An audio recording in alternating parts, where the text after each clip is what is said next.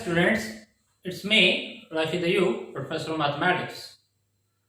Today we will discuss analytical geometry.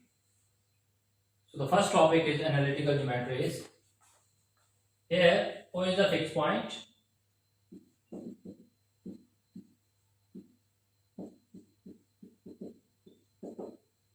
And one line, second line. This is an x o x prime, y o y prime. So x o x prime and y o y prime are perpendicular lines.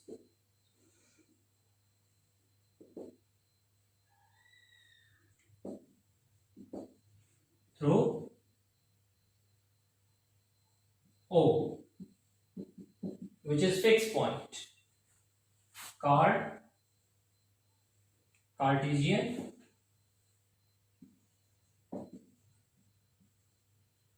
rectangular coordinates.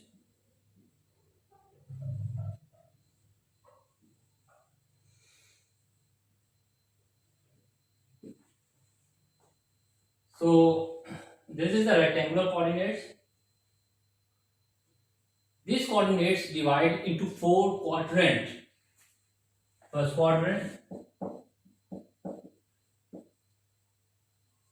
where x positive, y positive. Second quadrant, x negative, y positive. Third quadrant,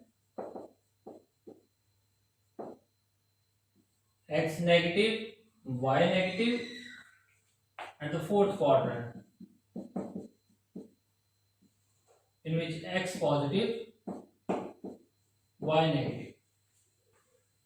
तो student पहला जो question है, उससे पहले चले मैं एक और बात भी बता देता हूं। कोई भी पॉइंट अगर इस कार्टेशियन कोऑर्डिनेट्स में लाई करेगा तो वो पॉइंट एक्स और वाई की फॉर्म में होगा, where X card abscissa, distance of point from y-axis. So this is a point xy and y is ordinate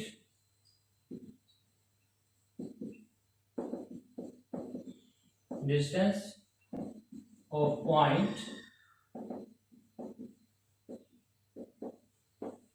from x-axis. x-axis या फिर आप x कोऑर्डिनेट भी कह सकते हैं, y कोऑर्डिनेट भी कह सकते हैं। तो ये आपके पास अब आपको पता चल गया कि सीसा क्या होता है, ऑर्डिनेट क्या होता है। इसके साथ मैं आपको बता दूं कि जो पहला क्वेश्चन बनता है, लेट्स सपोज 2 - 3। तो ये जो आपके पास 2 - 3 है, इसमें वो ये पूछ सकते हैं कि किस क्वाड्रेंट में लाई कर रहा है ये पॉइंट। तो आपको पता होना चाहिए x पॉजिटिव है, y नेगेटिव है। तो देखिए x पॉजिटिव y नेगेटिव कहां पे होता है, ये x पॉजिटिव, ये x पॉजिटिव, ये आपके पास फोर्थ क्वाड्रेंट में लाई कर रहा है। तो ऑप्शन में first quadrant, second quadrant, third quadrant, fourth quadrant दिया जा सकता है। तो the answer is fourth quadrant. तो इसी तरह आपसे डिस्टेंस पूछा जा सकता है। मैं कह सकता हूं distance of point from X axis या फ्रॉम वाई एक्सिस क्या है। अगर मैं पूछूं distance of point from Y axis, इसका मतलब आपने किसकी वैल्यू बतानी है, एक्स की। और अगर मैं पूछूं distance of a point from X axis, तो फिर आपने किसकी वैल्यू बतानी है, वाई की। यानी कि इस पॉइंट में आपके पास ये हो गया जी -3 और ये हो गया जी 2। तो होपफुली कि आपको ये क्लियर हो गया। अगर आपसे क्वेश्चन में पूछा भी जाए कि distance of a point from X axis या वाई एक्सिस बताएं, तो आप इजीली उसको बता सकते हैं। ओके जी, नेक्स्ट हमारे पास है जी डिस्टेंस फार्मूला, जो अगला टॉपिक है।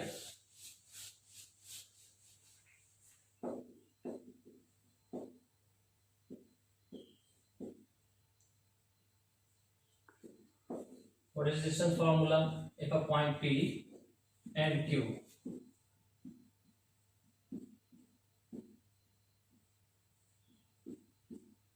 So PQ x2 minus x1 का स्क्वायर, y2 minus y1 का square. So if two points given to you in rectangular coordinates or Cartesian coordinates and you want to find the distance between these points, then this formula, this trick you will use, and this formula trick are the distance formula. So ये आपके पास plane में distance formula, अगर ये plane में, अगर आप space में चले जाएं तो ये डिस्टेंस फार्मूला आपके पास क्या हो जाएगा जी, x2 माइनस x1 का स्क्वायर. क्या आपको पता है जी स्पेस में आपके पास दो नहीं 3 डायमेंशन में आप होते हैं, तो z2 माइनस z1 भी आपके पास. तो जो पॉइंट्स आपके पास होंगे थ्री स्पेस में, वो p हो जाएगा x1 y1 z1, तो q हो जाएगा x2 y2 z2. तो ये आपके पास डिस्टेंस फार्मूला था. अब आप देखें जी मैं इसके दरमियान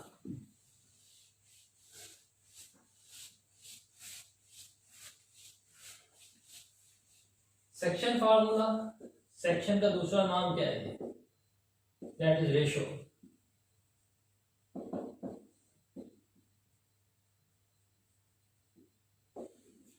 व्हाट इज सेक्शन और रेशियो फार्मूला. अच्छा जी आपके पास दो पॉइंट है, मैं प्लेन में डिस्कस कर रहा हूं जी, x1 y1, q आपके पास है जी x2 y2. तो रेशियो फार्मूला के दो टाइप्स हैं, one internally, the second one externally.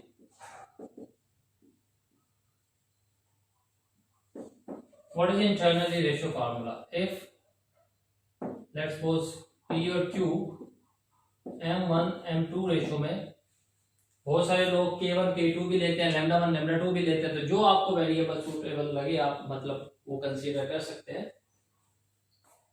For example इसकी एग्जांपल ऐसे है कि हम लाहौर जा रहे हैं मुल्तान से, तो दरमियान में खाने वाला आ जाता है, तो खाने वाला लाहौर और मुल्तान को एक फिक्स रेशियो में डिवाइड कर देता है. तो हमने जो पॉइंट है खाने वाल पे वो कैलकुलेट करना है, जबकि जो पॉइंट मुल्तान और लाहौर वाला है वो हमें पता है. ये सेम वही चीज है. लेट्स सपोज ये लाहौर है, ये खाने वाल, ये मुल्तान. तो आप देख सकते हैं कि ये रेशो और ये रेशो हमें गिवन है, ये पॉइंट और ये पॉइंट भी गिवन है. ये पॉइंट आपने कैलकुलेट करना है. अच्छा जरूरी नहीं है कि पूरा पॉइंट आपसे पूछा जाए, आपसे सिर्फ अब्सिसा पूछा जा सकता है या सिर्फ ऑर्डिनेट भी पूछा जा सकता है. अगर पूरा पॉइंट पूछते हैं वो किसके बराबर होगा जी. अच्छा जी ये होगा m1 x2 से मल्टीप्लाई प्लस m2 x1 से मल्टीप्लाई, नीचे आपके पास सम ऑफ रेशियो आ जाएगा, फिर कॉमा आपके पास होगा जी ये अब्सिसा है, जो पॉइंट आपने कैलकुलेट करना है उसका अब्सिसा.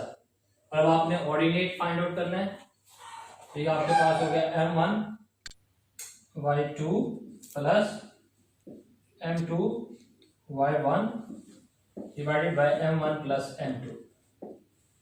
तो ये हो गया आपके पास इंटरनली. एक्सटर्नली देखें जी m1 x2 minus m2 x1 divided by m1 plus minus, sorry externally में क्या आएगा जी माइनस आएगा.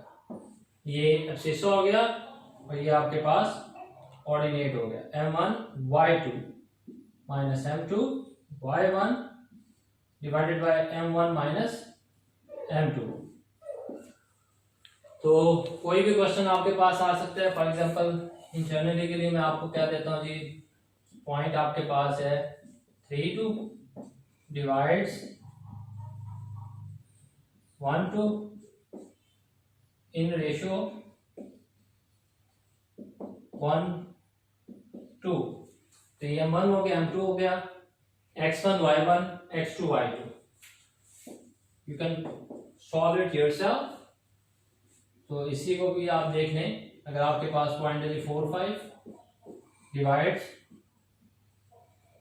3 2 in ratio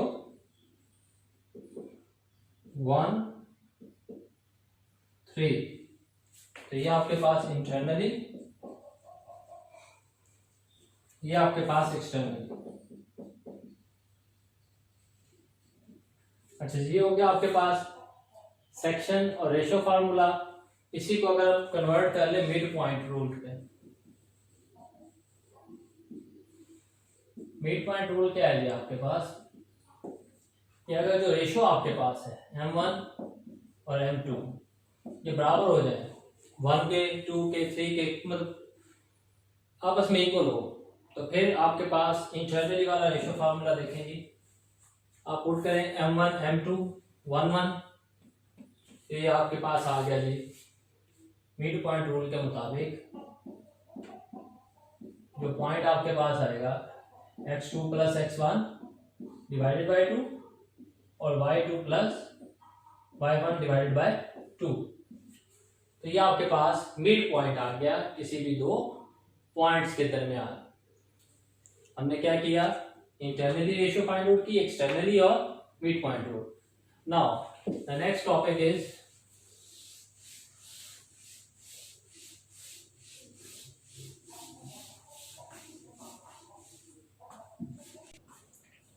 centroid of a triangle।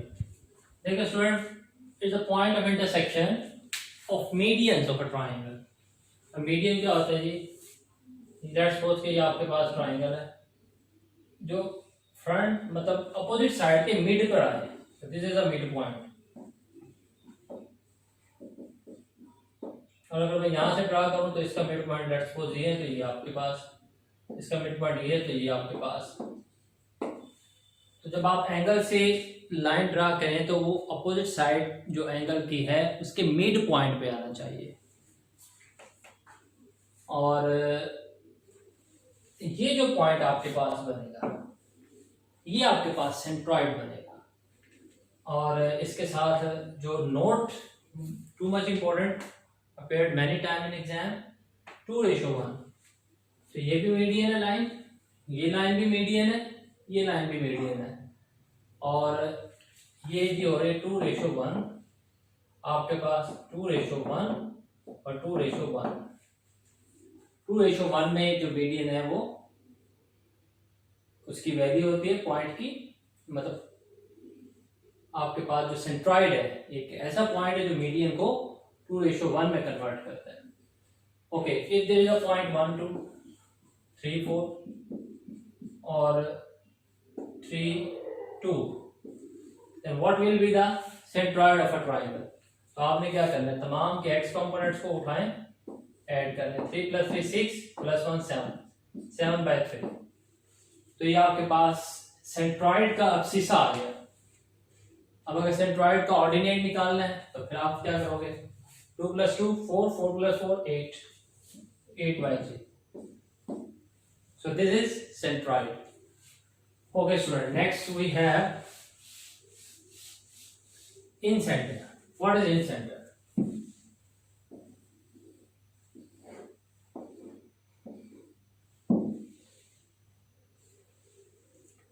Point of intersection of angle bisector. अब आप देखिए जी, ये एंगल अगर जो भी आपके पास, इसको आपने डिवाइड कर दिया, ये एंगल जो भी आपके पास है आपने इसको डिवाइड, जो भी एंगल है आपने इसको डिवाइड कर दिया। क्या किया जी, एंगल को दो बराबर हिस्सों में डिवाइड कर दिया। अगर एंगल आपके पास 60 डिग्री है तो 30 डिग्री में डिवाइड हो गया, अगर 90 डिग्री है तो 45 में।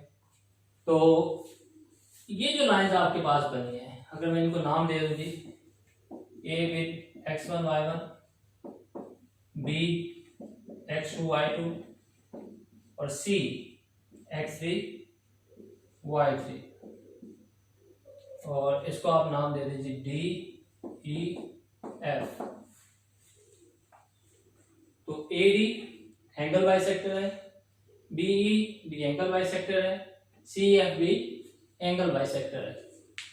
तो जब आपने ये पॉइंट निकालना है, this point is called in centre, ये वाला जो पॉइंट है,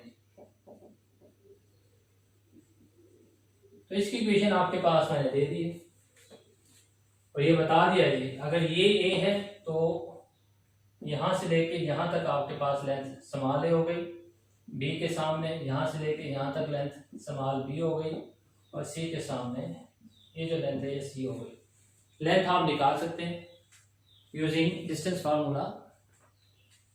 तो अगर आप मेरे चैनल पे जाएं तो मैंने इस एनालिटिकल ज्योमेट्री के ऊपर 23 मुख्तसर वीडियोस बनाई हुई है। हर वीडियो में ये बताया गया है कि कौन कौन से क्वेश्चन अपेयर हो चुके हैं एंट्रेंस एग्जाम में, तो हर टॉपिक को उसी के मुताबिक डील किया गया है। तो ये था आपके पास incentre. What is orthocentre? Point of concurrency of altitude. अब आप देखिए एल्टीट्यूड आपके पास क्या होते हैं, यही आपके ट्राइंगल ले लें, आपने वर्टेक्स से स्ट्रेट लाइन ड्रा की जो कि अपोजिट साइड पे परपेंडिकुलर है। इसी तरह ये आपके पास परपेंडिकुलर, ये आपके पास परपेंडिकुलर, तो ये जो पॉइंट आपके पास आया, this is what ortho centre.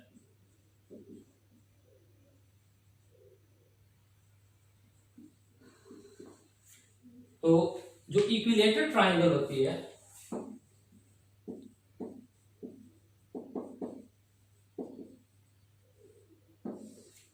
Centroid is equal to orthocentre, क्योंकि वहां पे जो, और इसके साथ इन सेंटर भी, इन सेंटर वो नहीं हो सकता, एनीवे सेंट्रॉइड वही पॉइंट होता है जो कि ऑर्थो सेंटर होता है, क्योंकि वहां पे क्या होता है जी, आपके पास जो मीडियन होते हैं और एल्टीट्यूड सेम ही हो जाते हैं। यहाँ पे देखिए ये इक्विलेटरल ट्राइंगल नहीं है, लेकिन अगर मैं इक्विलेटरल ट्राइंगल ड्रा करूं तो आप देख सकते हैं, ये ड्रा कर दें, परपेंडिकुलर भी है ये और मिड पॉइंट पे भी आ रहे हैं, तो इसलिए ये ऑर्थो सेंटर भी है, सेंट्रॉइड भी है। ओके, नेक्स्ट आपके पास है जी circum centre.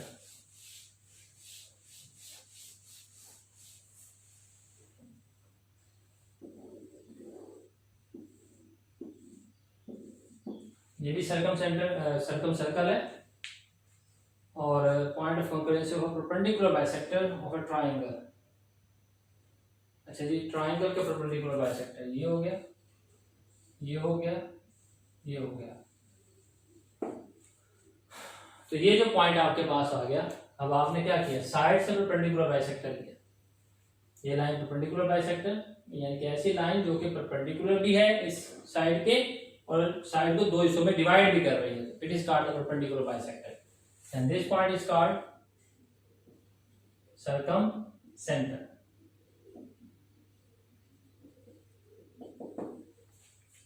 So next topic is transformation. Transformation की हमारे पास बेसिकली तीन कैटेगराइज होती है, तीन हिस्सों में उसको कैटेगराइज किया गया है। First is translational axis, second is rotational axis, और जो हम बीएस मैथमेटिक्स में सिलेबस पढ़ाते हैं उसमें इन दोनों का साइमल्टेनियसली ट्रांसफॉर्मेशन भी है। ट्रांसलेशनल एक्सिस क्या होता है जी, लेट्स सपोज मैं इस पॉइंट पे खड़ा हूं, मैं यहाँ पे मूव कर गया, एक पॉइंट से दूसरे पॉइंट पे मूव कर गया, तो जो मेरे एक्सिस है वो ट्रांसलेट हो गए। तो ये आपके पास यहाँ पे था जी, ये मैं यहाँ पे मूव कर गया, तो ब्लैक से ब्लू एक्सिस पे चले गए। रोटेशन एक्सिस क्या होता है जी, ये ओरिजिनल एक्सिस है, और लेट्स सपोज कि ये आपके पास दो पॉइंटर है जी, ये ओरिजिनल एक्सिस, ये रोटेट हो गए। अच्छा, रोटेशन में क्या होता है, रोटेशन में ये पॉइंट चेंज नहीं होता, यहाँ पे तो ये चेंज होता है ना, ओरिजिन आपके पास 0 0 पे होता है, फिर ओरिजिन आपके पास चले जाता है HK, यहाँ पे ये पॉइंट चेंज नहीं होता, ये 0 0 ही रहेगा। और रोटेशन जब हो गई तो ये ब्लैक एक्सिस देखें बन गया, ये किया कुछ नहीं है मैंने, देखें ये आपके पास एक्सिस है रेड वन, तो आपने क्या किया, थोड़ा सा रोटेट कर दिया, जब रोटेट किया तो अब इस पोजीशन में जब ये एक्सिस आ लगे तो ये ब्लैक कलर में ड्रा कर दिया, तो ये रोटेशनल एक्सिस हो गया। अब ये जो रोटेशनल एक्सिस होते हैं ये मतलब कितना एंगल रोटेट करते हैं, इसकी जो रेंज होती है वो इस एंगल के तहत रोटेट करते हैं। 90 डिग्री से ज़्यादा रोटेट नहीं करना आपने। वैसे तो एप्लीकेशन इसकी 90 डिग्री से ज़्यादा की हो सकती है, लेकिन सिलेबस के पॉइंट ऑफ व्यू से हम क्या करेंगे, इतना ही रखेंगे। एप्लीकेशन में क्या आ सकता है जी, आपके अर्थक्वेक आ गया, आपके घर गिर गए, या आपके घर इरेगुलर पाथ में चले गए, तो आप उसको रोटेट करके या ट्रांसलेट करके, फॉरेन कंट्रीज में क्या होता है जी, आप पूरे का पूरा घर उठा के ले जाते हैं एक जगह से दूसरी जगह, ट्रांसलेशनल एक्सिस हो गया। अगर आपने उठा के भी लेके जाना है, रोटेट भी करना है साथ साथ, तो दोनों का इस्तेमाल होगा। तो एनीवे आपके पास क्वेश्चन जो बनता है ट्रांसलेशनल एक्सिस आपको दे दिया जाता है, स्मॉल एक्सिस जिसको ओल्ड एक्सिस भी कहते हैं, ये आपके पास एक्स वाई, ये आपके पास capital X capital Y, point एक ही है, ये ओल्ड एक्सिस है, और जब आप न्यू एक्सिस से देखेंगे तो ये कैपिटल एक्स कैपिटल वाई बन जाएगा।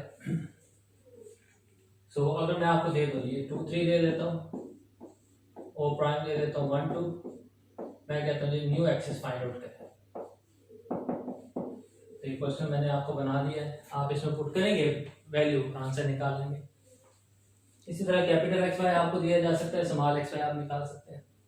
स्मॉल एक्स वाई और कैपिटल एक्स वाई गिवन हो सकता है, ओ प्राइम निकाला जा सकता है। Okay, rotation of axis.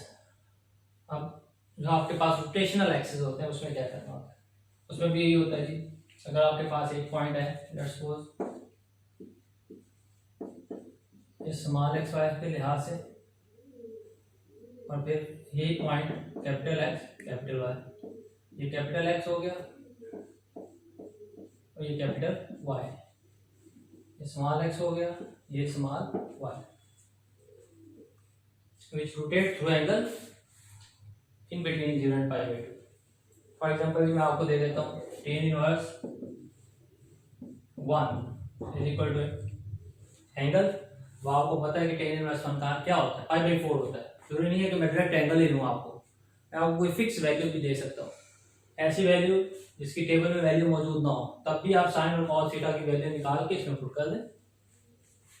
फिर मैं आपको दे देता हूँ capital X capital Y 1 over square root 2 5 over square root 2, find the small x y, sorry x comma y। तो आप इसको सॉल्व कर सकते हैं। ओके जी, ये तो था आपके पास ट्रांसलेशनल एक्सिस। नेक्स्ट हमारे पास है इंक्लिनेशन। इंक्लिनेशन क्या होता है जी, एक्स एक्सिस से, पॉजिटिव एक्स एक्सिस से जो आपके पास एंगल बनता है वो इंक्लिनेशन कहलाता है, और इसकी जो रेंज होती है दैट इज 180 अल्फा 0, ये रिस्ट्रिक्शन होती है जी इंक्लिनेशन पे। और इंक्लिनेशन अगर आपके पास 0 डिग्री है, so this implies line parallel to X axis. अगर इंक्लिनेशन आपके पास 90 डिग्री है, line parallel to Y axis, या फिर आप ये भी लिख सकते हैं line perpendicular to X axis. ठीक है ना, जब इंक्लिनेशन 90 डिग्री है तो आप यहाँ पे है ना, तो ये जो लाइन बनेगी this is perpendicular to X axis. Okay, next हमारे पास टॉपिक है स्लोप का।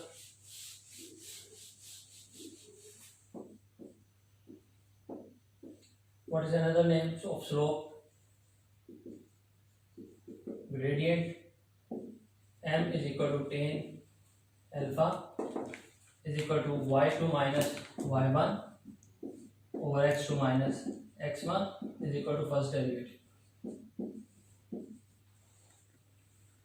ट्रिग्नोमेट्री में आप स्लोप को tan अल्फा कहते हैं, एनालिटिकल ज्योमेट्री में कार्टियन प्लेन में आपके पास ये है, कैलकुलस में dy over dx that is the first derivative. तो स्लोप और ग्रेडियंट हो गया। अगर अल्फा 90 डिग्री और 0 के दरमियान है तो स्लोप पॉजिटिव, यानी कि फर्स्ट क्वाड्रेंट में स्लोप क्या होगी जी, पॉजिटिव। ठीक हो गया। और अगर ये 180 डिग्री, अल्फा 90 डिग्री, तो स्लोप क्या होगी जी? नेगेटिव। किस क्वाड्रेंट में?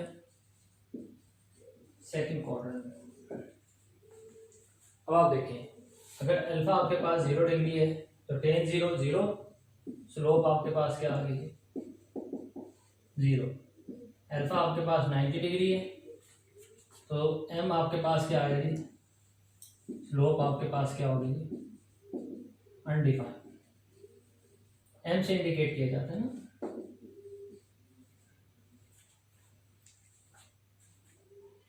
तो ये आपके पास, अब स्लोप से रिलेटेड मैं थ्योरम आपको बताता हूँ।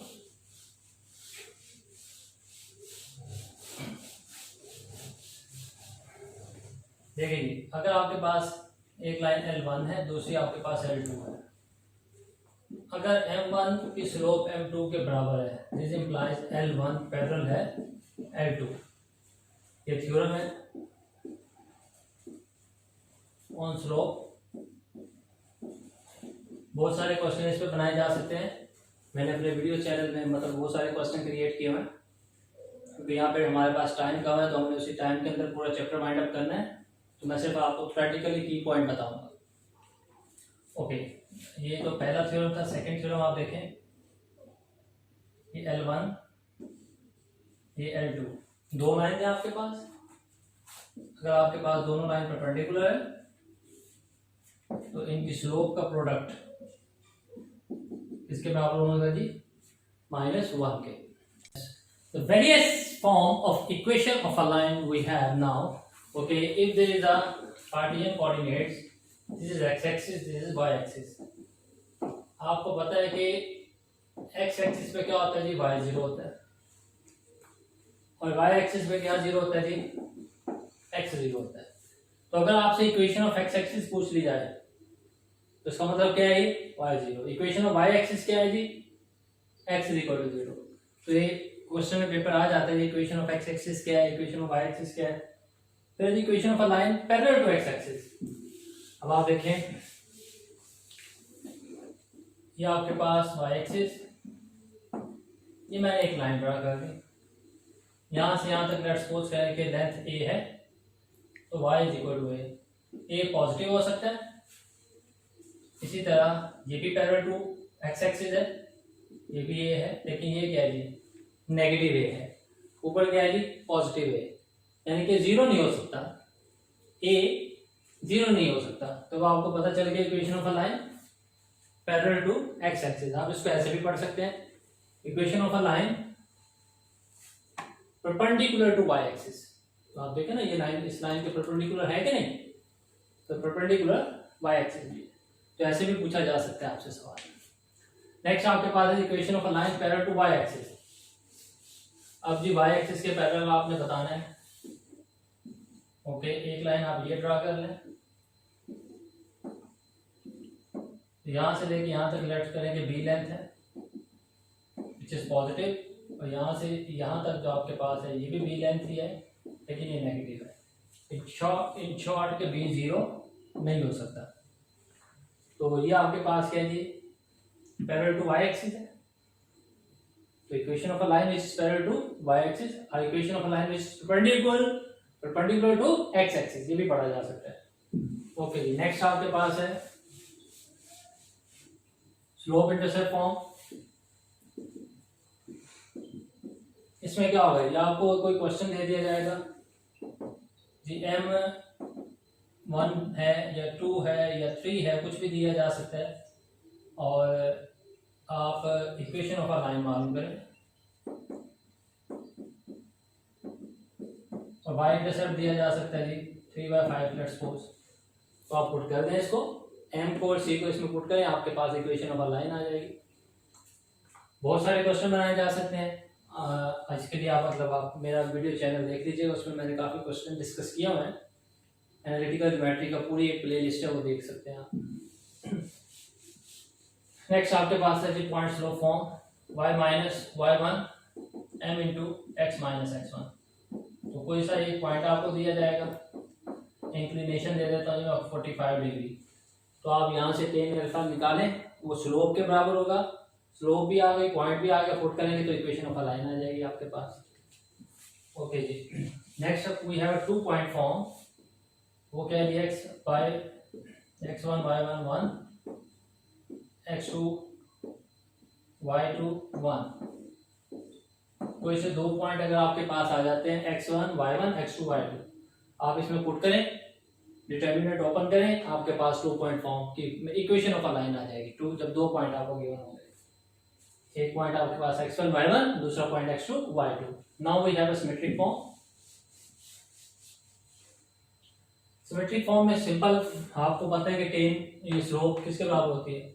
हमने y2 minus y1 x2 minus x1 लिखा, आप ऐसे भी लिख सकते हैं y minus y1 ratio x minus x1। तो आप देखें इस टेन को लिखा जा सकता है साइन अल्फा और कॉस अल्फा।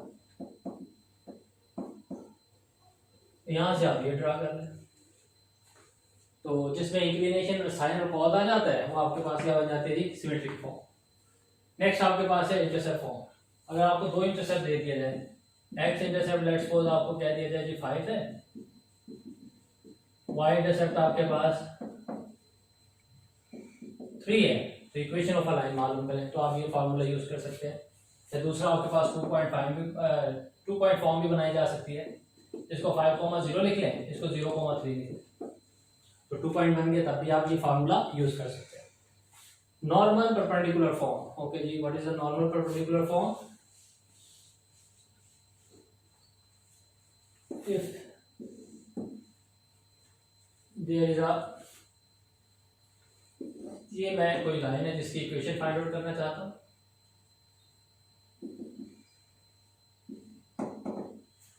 तो यहां से लेके यहां तक जो लेंथ है ना, ये होती है p।